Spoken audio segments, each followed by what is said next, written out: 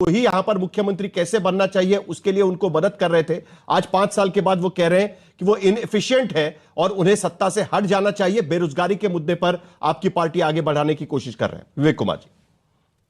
बहुत बहुत धन्यवाद साहिल भाई। मेरी आवाज आ रही है क्या साहिल जी?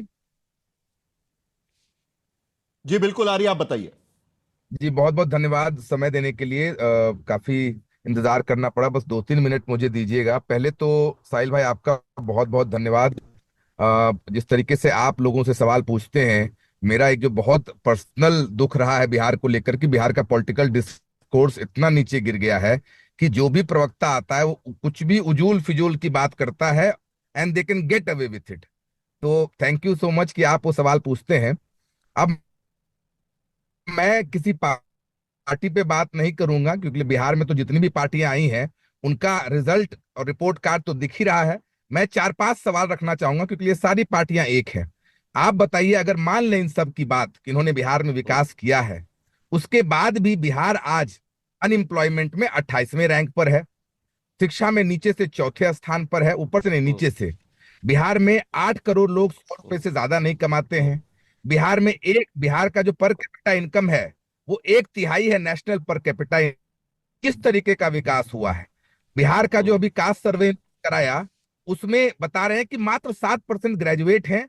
और ये सारे लोग जो आप कह सकते हैं समाजवाद के पुरोधा हैं, ये सारे लोग ये बताएं कि उन समाज पीछे छूट गया है, चाहे वो ओबीसी हो, ईबीसी हो, एसटी एससी हो या मुसलमान वर्ग के लोग हों, इन सब के बच्चे कम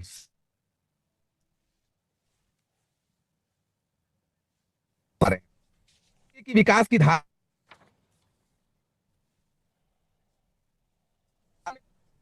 चुनाव का समय आया है तो ये लोग कॉपी पेस्ट की तरह प्रशांत किशोर जी ने जो सबसे बड़ा कंट्रीब्यूशन जनसुराज का है साहिल जी, कि वो मुद्दे जो बिहार के मुद्दे हमेशा से रहे हैं, पलायन, बेरोजगारी, अशिक्षा, भ्रष्टाचार, उन मुद्दों को सरफेस अप किया है।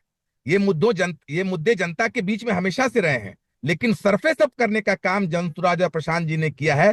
जिस कारण से जो पार्टियां जाति और धर्म के नाम पर आती थी, चुनाव के 3 महीने पहले जहर घोलती थी, चुनाव जीती थी, वो पार्टी को मजबूरी में आज जिस तरीके से बिहार की जनता मजबूरी में पलायन कर रही है, उसी तरीके से इनकी मजबूरी बन गई है कि अब ये लोग कम से कम बेरोजगारी पलायन पे।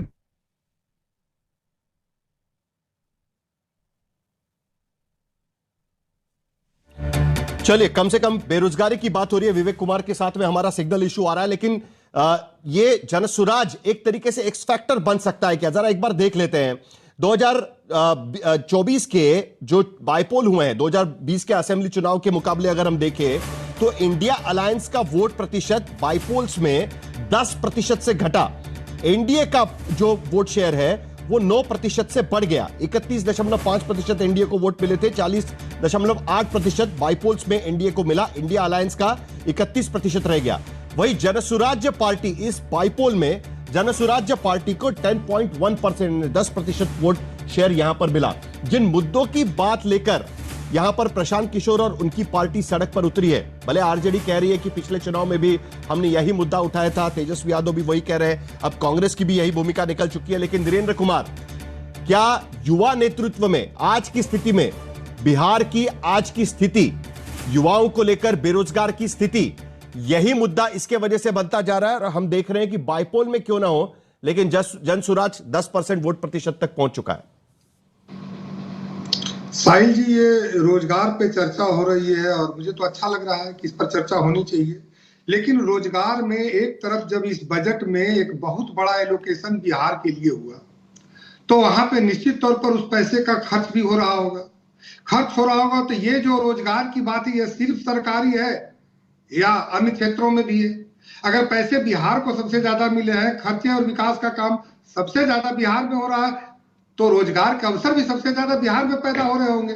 ये तो बिहार के दर्शक भी समझ रहे होंगे और आपके टीवी चैनल के माध्यम से देश के लोगों को भी बताना चाहता हूं। लेकिन एक नैरेटिव सेट करना कि रोजगार हम देंगे, आप रोजगार किस तरह से दीजिएगा जरा ये बताइए। जब बच्चों को शिक्षित करने की बात थी तब आपके आइडियाज थे चरवाहा विद्यालय के, और उस सरकार में शामिल थी ये कांग्रेस पार्टी। जो आज यात्रा कर रही है रोजगार के लिए और पलायन पलायन रोकने के लिए। और पलायन भी कब हुए थे? जब यहाँ पे लोग नौकरी करने वाले जिनको रोजगार मिली हुई थी साहिल जी, वो भी बिहार छोड़ के जा रहे थे। और सिर्फ रोजगार करने वाले नहीं छोड़ के जा रहे थे, पूंजी का भी पलायन हो रहा था। जो लोग बड़े बिजनेसमैन थे, बैंक के ब्रांच यहाँ से बंद होके और कहीं और जा रहे थे, पूंजी यहाँ से जमा लोग करते थे पैसे, और वो पैसे कहीं अन्य जगह पे जाते थे। लेकिन आज ये इसके लिए यात्रा कर रहे हैं, और ये कोई नए मुद्दे को तो लेकर के आए नहीं है।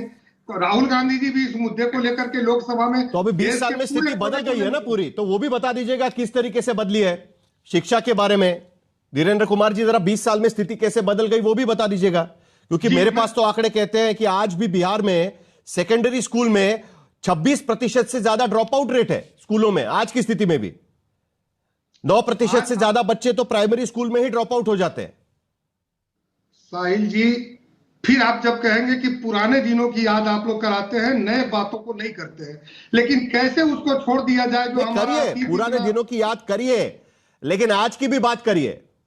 बिल्कुल, मैं बता रहा हूं ना कि उससे बिना कोरिलेट किए हुए ये बात आगे बढ़ ही नहीं सकती है कि जब वहां पर कोई भी यूनिवर्सिटी नहीं हुआ करता था, आज के समय में सेंट्रल यूनिवर्सिटी, आज के समय में एम्स, आज के समय में होटल मैनेजमेंट, IIM जैसे इतनी बड़ी बड़ी चीजें आप पूरे पटना में जाकर के देख लीजिए, और बिहार के हर जिलों में इंजीनियरिंग कॉलेज।